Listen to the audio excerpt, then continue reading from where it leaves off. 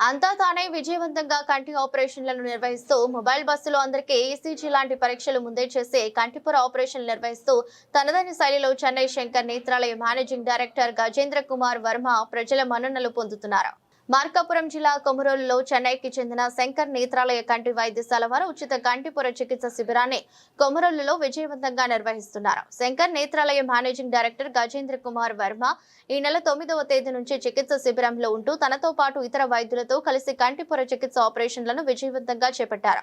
ఇప్పటి వరకు దాదాపు 60 మందికి కంటిపొర ఆపరేషన్లు నిర్వహించగా ఎటువంటి సమస్యలు ఉత్పన్నం కాలేదని నిర్వాహకులు తెలిపారు. ఈ నెల 13వ తేదీ వరకు ఈ శస్త్రచికిత్సలు మొబైల్ బస్సులో నిర్వహిస్తున్నారు.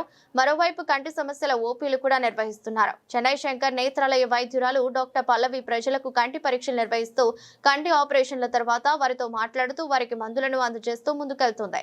మన వైపు మేనేజింగ్ డైరెక్టర్ గజేంద్ర కుమార్ వర్మ అంతా తానై తోటి వైద్యురాలు డాక్టర్ విజయలక్ష్మి సహకారంతో ఆపరేషన్లను మొబైల్ బస్సులో విజయవంతంగా నిర్వహిస్తున్నారు. ఆపరేషన్లకు ముందు మొబైల్ బస్సులో అనేక పరీక్షలు నిర్వహించి కంటిపొర ఆపరేషన్లు చేస్తున్నట్లు సమాచారం.